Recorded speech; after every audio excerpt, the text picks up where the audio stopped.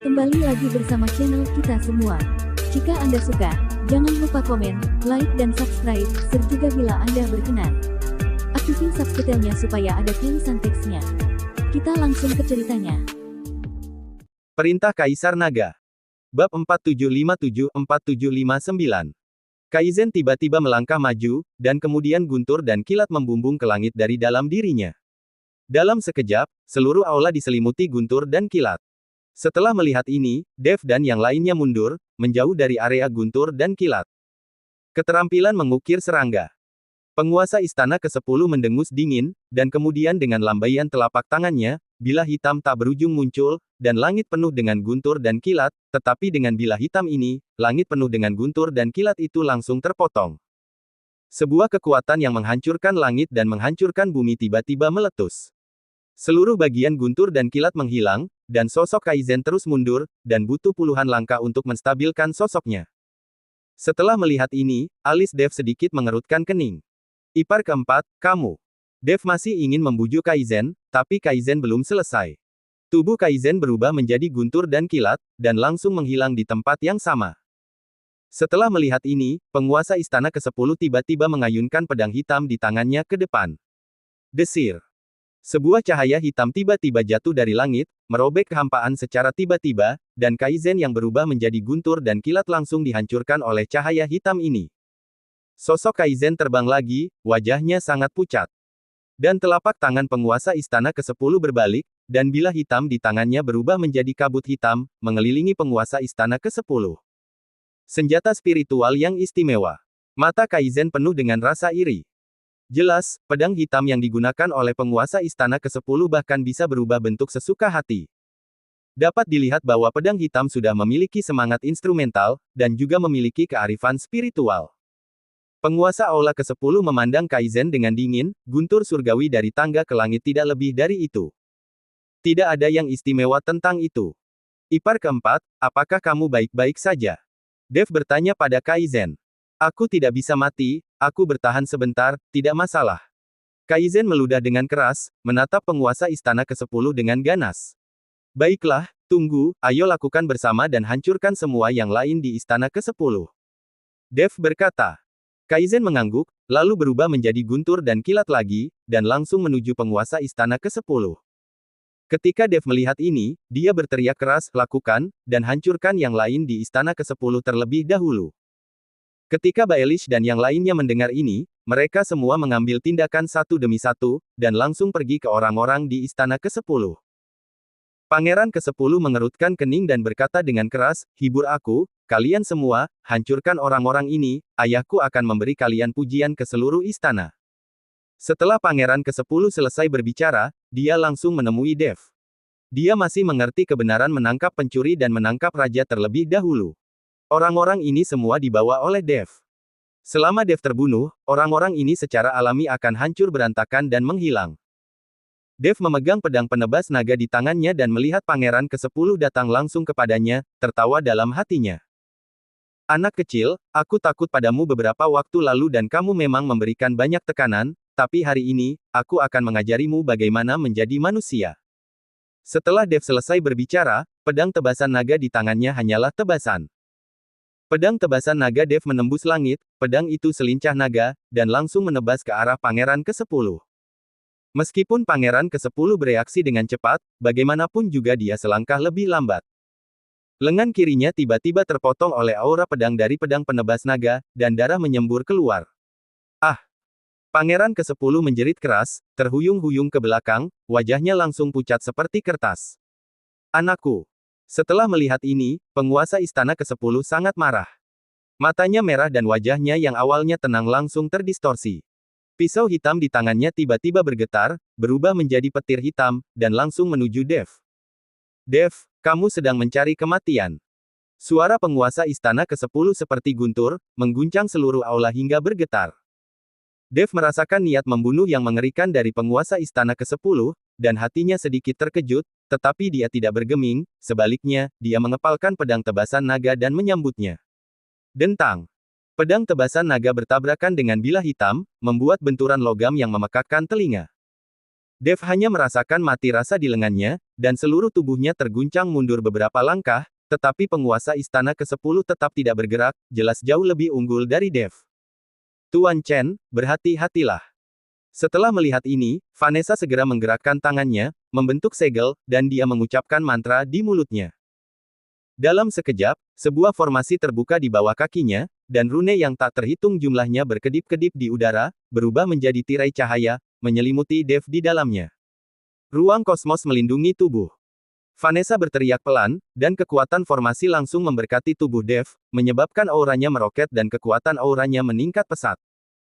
Penguasa istana ke-10 mendengus dingin, dan pedang hitam di tangannya melambai lagi, dan cahaya pedang hitam menyapu seperti badai yang dahsyat. Dengan bantuan kekuatan formasi, Dev nyaris tidak bisa melawan serangan penguasa istana ke-10, dan setiap kali pedang bertabrakan, dia bisa merasakan kekuatan mengerikan yang menghantam tubuhnya. Dentang, dentang, dentang. Pedang tebasan naga dan bilah hitam terus bertabrakan, percikan api berceceran di mana-mana, sudut mulut Dev berdarah, darah mengalir di gagangnya, tapi dia masih mengertakkan gigi dan bertahan. Nak, jika kamu tidak bisa melawannya, biarkan aku bermain. Saat ini Raja Iblis Awan Merah berbicara. Senior, jangan khawatir, aku bisa bertahan. Dev berkata. Alasan mengapa Dev begitu percaya diri untuk datang ke istana ke-10 untuk mencari masalah juga karena keberadaan Raja Iblis Awan Merah ini. Pada akhirnya, dia tidak bisa menahannya, jadi dia membiarkan Raja Iblis Awan Merah mengendalikan tubuhnya dan melakukan pembunuhan besar-besaran. Tuan Chen, tunggu. Suara Vanessa datang dari belakang, dan kekuatan formasinya terus disuntikkan ke tubuh Dev untuk membantunya melawan serangan penguasa istana ke-10. Akhirnya, dalam tabrakan yang sengit, bilah hitam penguasa istana ke-10 mengeluarkan suara yang tajam, dan retakan muncul di bilah hitam itu. Wajah penguasa istana ke-10 berubah, dan sebelum dia bisa bereaksi, aura pedang dari pedang penebas naga telah mengenai lagi. Perang! Di bawah serangan pedang-pedang naga yang kejam, pedang hitam itu akhirnya tidak tahan dan hancur total. Apa? Penguasa istana ke-10 melihat pecahan pedang hitam di tangannya dengan kaget, matanya penuh ketidakpercayaan. Pedang hitam ini adalah senjata spiritual kelahirannya, dan itu dihancurkan oleh pedang tebasan naga Dev. Dev, beraninya kamu menghancurkan senjata spiritualku. Penguasa istana ke-10 meraung, auranya tiba-tiba meroket, dan sosok Dharma setinggi 100 kaki muncul di belakangnya. Sosok itu memiliki wajah yang mengerikan dan kapak raksasa di tangannya, seolah-olah menghancurkan segalanya. Sosok Dharma, hancurkan para dewa dunia. Penguasa istana ke-10 berteriak pelan, dan kapak raksasa di tangan sosok Dharma tiba-tiba terayun ke bawah, dan dengan kekuatan untuk menghancurkan langit dan bumi, dia langsung menuju Dev.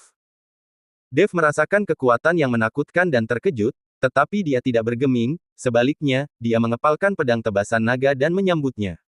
Kekuatan naga. Dev berteriak pelan, dan cahaya keemasan yang menyilaukan tiba-tiba meledak dari pedang tebasan naga, dan seekor naga emas terbang keluar dari tubuh pedang dan langsung menuju sosok Dharma penguasa istana ke-10. Boom! Naga itu bertabrakan dengan kapak raksasa, membuat suara yang menghancurkan bumi, dan seluruh aula bergetar hebat, seolah-olah seluruh dunia akan runtuh kapan saja. Pertempuran antara Dev dan penguasa istana ke-10 memasuki tahap yang sangat panas, kekuatan kedua belah pihak terus bertabrakan, dan seluruh ruang bergetar. Vanessa berada di samping untuk mempertahankan formasi dengan seluruh kekuatannya, membantu Dev melawan serangan penguasa istana ke-10. Kita harus menang. Vanessa bermeditasi di dalam hatinya, dan kekuatan formasi di tangannya terus-menerus disuntikkan ke tubuh Dev untuk membantunya melawan kekuatan mengerikan penguasa istana ke-10. Pertempuran berlanjut, dan hasilnya belum diputuskan, tetapi mata Dev menjadi lebih bertekad. Dia tahu bahwa pertempuran ini bukan hanya untuk dirinya sendiri, tetapi juga untuk semua orang yang mempercayainya. Baelish dan yang lainnya mengikutinya terlepas dari bahaya, bahkan jika orang-orang ini mencari keuntungan, mereka mungkin bisa bertarung sampai mati bersamanya di 10 aula ini, bahkan jika mereka adalah saudara laki-lakinya.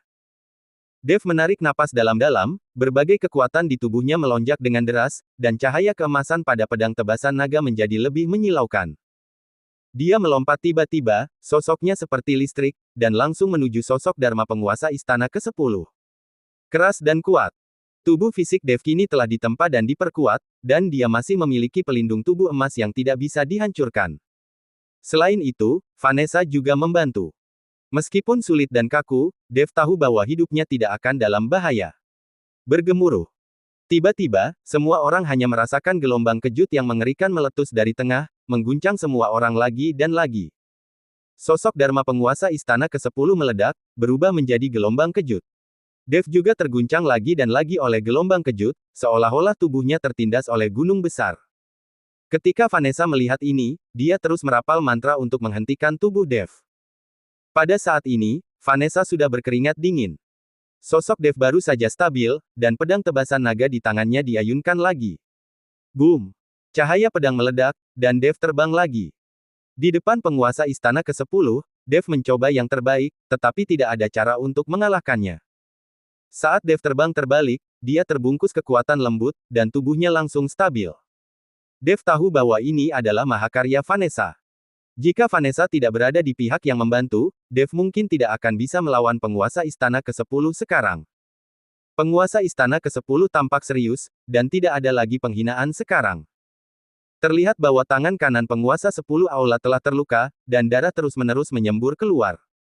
Penguasa istana ke-10 memandang Vanessa dengan dingin, matanya penuh dengan rasa jijik dan niat membunuh. Jika bukan karena bantuan Vanessa, mungkin Dev sudah lama dikalahkan.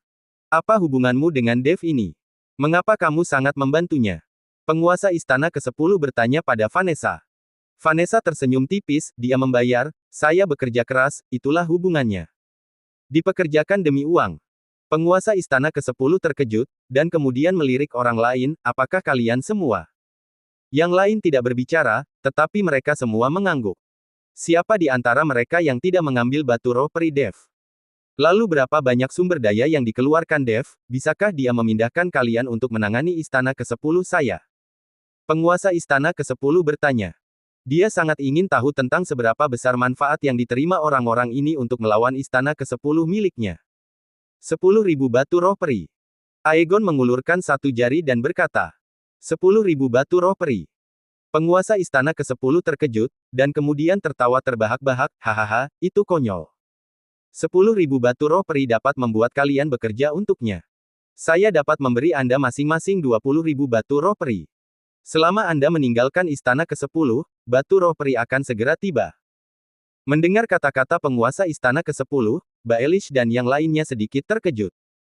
Kita tidak harus memilih dan memilih. Tidak ada gunanya memberi sebanyak yang Anda berikan. Mustahil bagi kami untuk meninggalkan saudara ipar. Kaizen tahu bahwa penguasa istana ke-10 menggunakan batu roh peri untuk memecah belah, jadi dia buru-buru berkata. Orang ini memanggil Dev saudara ipar, tentu saja tidak mungkin dia mengambil 20.000 batu roh peri itu. Penguasa istana ke-10 mengabaikan Kaizen, tetapi mengalihkan pandangannya ke Vanessa, pikirkanlah. Selama Anda tidak membantu Dev, saya akan segera memberi Anda 20.000 batu roh peri. Jika Anda membantu saya akan memberi Anda 30.000. Penguasa istana ke-10 tahu bahwa keberadaan master penyihir seperti Vanessa, benar-benar memengaruhi Dev dalam bertarung. Dev melirik Vanessa, dia juga ingin tahu bagaimana Vanessa akan memilih. Bagaimanapun, mereka sudah saling kenal beberapa waktu, dan mereka semua datang bersama untuk keuntungan. Saya orang yang berprinsip. Karena saya telah menerima batu roh peri dari Tuan Chen, saya harus membantunya sampai akhir. Vanessa berkata dengan dingin. Ketika Dev mendengar ini, dia langsung berterima kasih kepada Vanessa, dan mengacungkan jempol dan berkata, Nona Hua, Anda orang yang terhormat. Penguasa istana ke-10 mengerutkan kening, giginya bergemerincing. Penguasa dari istana ke-10, apakah yang Anda katakan itu benar? Pada saat ini, 3 biksu berjubah hitam bertanya kepada penguasa istana ke-10.